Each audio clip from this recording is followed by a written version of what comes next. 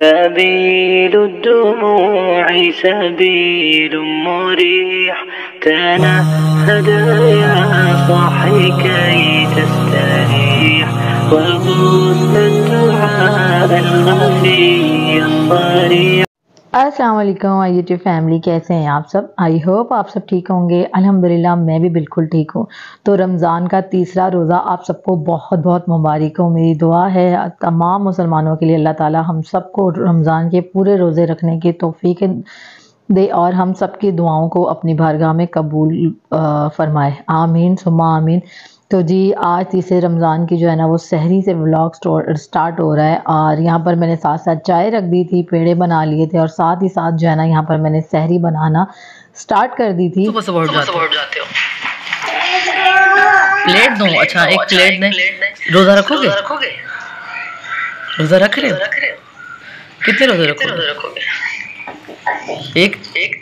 तो माशाल्लाह से यहाँ आज सुबहान भी सहरी के टाइम उठ गए थे और आज इन्होंने भी चिड़ी रोज़ा रखा था। सुबह हमारे साथ ही रोज़ा रखा और जो है ना इन्होंने रोज़ा खोला था तकरीबन 12 बजे। तो माशाल्लाह से ये भी बच्चों की हिम्मत है। बड़ों को देखकर ही बच्चे सीखते हैं, घर के माहौल से कहते हैं ना कि बच्चा सीखता है। तो माशाल्लाह से यहाँ पर सुबहान भी जो है ना वो सहरी कर रहे हैं और सहरी में ना कुछ भी नहीं खाया जाता और आज मैंने कुछ ख़ास नहीं बनाया था, बस अंडे पराठे बना लिए थे और अपने लिए जो है ना मैंने यहाँ पर ब्रेड और अंडा बना लिया था क्योंकि मैं काफ़ी दिन से सहरी से 2 दिन से मैं सहरी में कुछ भी नहीं खा पा रही थी। तो आज ना मुझे ऐसे चक्कर से फ़ील हो रहे थे, तो आज फिर मैंने अपने लिए अंडा और ब्रेड बना लिया था। तो अल्हम्दुलिल्लाह यहाँ पर सहरी हो चुकी थी और मैंने बर्तन वगैरह समेटे। रोज़ा जो है ना वो बंद हो गया था और यहाँ पर बर्तन वगैरह समेटने के बाद मैंने नमाज़ पढ़ी और नमाज़ पढ़ने के बाद ना मैं जो तस्बीह वगैरह पढ़ती हूँ ना आज आप लोगों के साथ वो शेयर कर रही हूँ। यहाँ पर मुझे एक बुक मेरे पास है जो कि मुझे गिफ्ट में मिली थी, इबादात-ए रमज़ानुल मुबारक।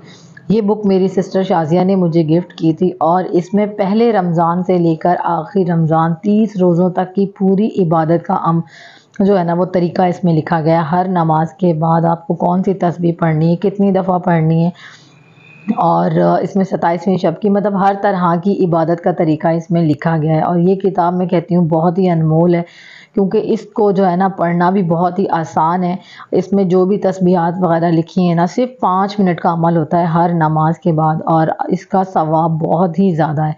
तो मैं कहती हूँ कि ये किताब सबके पास होनी चाहिए। और अभी भी मैं जो सुबह की नमाज के बाद यहाँ पर तीसरा रोज़ा था तो इसका जो है ना इसकी जो तस्बीह पढ़ी थी या हफीज़ों की 111 मरतबा मैंने ये पढ़ी और हर नमाज के बाद ही इसमें अमल लिखा हुआ है। तो मैं हर नमाज के बाद ही ये कर लेती हूँ। तकरीबन 5 मिनट का टाइम लगता है एक तस्बीह पढ़ने का और देखें इसकी फ़जीलत कितनी ज़्यादा है इन तस्बीहात की।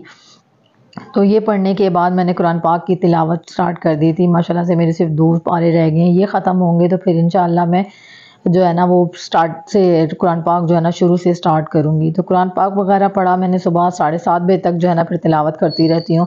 और बच्चे जो है ना पेपर हो रहे हैं, एग्ज़ाम हो रहे हैं बच्चों के, तो फिर यहाँ पर अयान अमीमा जो है ना वो स्कूल चले गए थे। इनको स्कूल भेजने के बाद जो है ना मैं फिर आराम से सो जाती हूँ और फिर दिन भर की जो रूटीन होती है बच्चों के साथ, आमतौर पे सबकी रूटीन वैसी ही होती है, घर के काम काज करो और बच्चों को संभालना, तो वो सब किया। और उसके बाद जो है ना 3:30 बजे आना गैस आती है। गैस का मसला हर तरफ ही बहुत ज़्यादा है, रात में भी गैस बहुत जल्दी चली जाती है और रात भर जो है ना वो गैस नहीं होती। सुबह सहरी में गैस आती है और दिन भर में भी गैस नहीं होती है, तो बहुत ही ज़्यादा जो है ना वो मुश्किल होती है। कोई भी काम जो है ना टाइम से हम नहीं कर पाते हैं।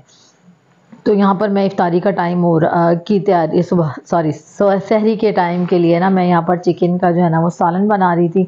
साथ साथ ही मैं सारे काम ही करती रहती हूँ। यहाँ पर सालन चढ़ा दिया था और साथ ही साथ जो है ना मैं यहाँ पर पकोड़ों का मिक्सचर वगैरह भी बना रही थी। और सालन मैंने आज थोड़ा डिफरेंट तरीके से बनाया था। प्याज फ्राई करने के बाद चिकन डाली, उसको थोड़ा सा फ्राई किया, टमाटर डाली और सारे मसाले डाल के हरी मिर्चें डाल के ना इसको थोड़ा सा मैंने भून लिया। और जब इसका मसाला सॉफ्ट सा बन गया ना तो उसके बाद ना मैंने क्या किया था कि इसमें पानी डालकर तो इसको गलने के लिए रख दिया था। साथ ही साथ ताकि चिकन भी मेरी जो है ना वो टेंडर होती जाए, इसी में ये मसाला वगैरह जो है ना सारा भुन जाएगा और चिकन भी टेंडर हो जाएगी।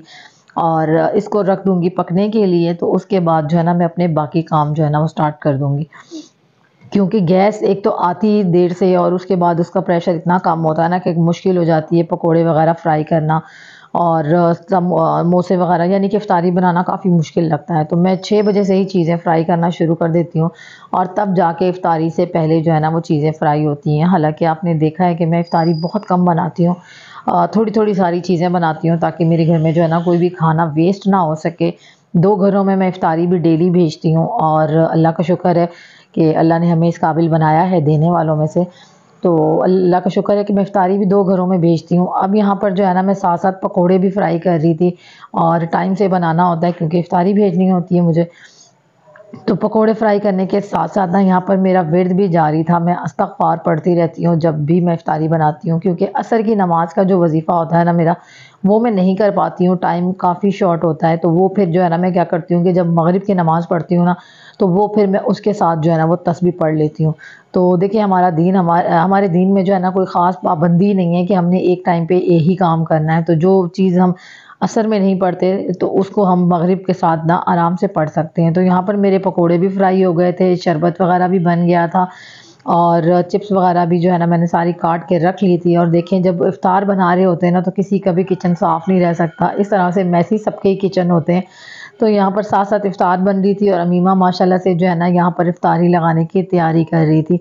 तो बस आजकल सबके घरों में यही रूटीन चल रही है मेरे ख़्याल से। और आप लोगों को मेरी रूटीन कैसी लगती है मुझे कमेंट करके ज़रूर बताइएगा। जिस तरह से आप लोगों ने पहले सपोर्ट किया, आई होप आप लोग इसी तरह से आगे भी मुझे सपोर्ट करते रहेंगे। और चैनल पर न्यू है तो काइंडली चैनल को ज़रूर सब्सक्राइब कर दें और साथ ही दिए गए बेल आइकन को भी ज़रूर प्रेस करिएगा ताकि मेरी न्यू आने वाली वीडियो की नोटिफिकेशन जल्द ही आप तक पहुंच सके। तो यहाँ देखते ही देखते देखें जी मेरी इफ़्तारी भी तैयार हो चुकी है। और कोशिश किया करें आप भी इफ़्तारी में सिर्फ उतनी ही क्वांटिटी रखें, चीज़ें भले ज़्यादा हों लेकिन क्वांटिटी उतनी ही रखें जितने कि आपके घर में जो है ना वो खाया जा सके। बहुत ज़्यादा बस दस्तरख़्वान भर देना भी अच्छी बात नहीं है, क्योंकि उससे जो है ना इतना हम खा नहीं पाते हैं और खाना जो है ना वो वेस्ट हो जाता है। तो मैं इसीलिए थोड़ी-थोड़ी क्वांटिटी में चीज़ें बना लेती हूँ ताकि खाना जितना भी हो वो सारा ख़त्म हो जाए। और बच्चे भी माशाल्लाह से यहाँ पर आ गए थे, इफ़्तार करने के लिए बैठ गए थे। तो आज का व्लॉग यहीं पर ही एंड करती हूँ। कैसा लगा मुझे कमेंट करके ज़रूर बताइएगा। अपना बहुत सारा ख़्याल, मुझे और मेरी फैमिली को भी दुआओं में याद रखिएगा। फिर मिलूँगी, टिल देन अल्लाह हाफ़िज़।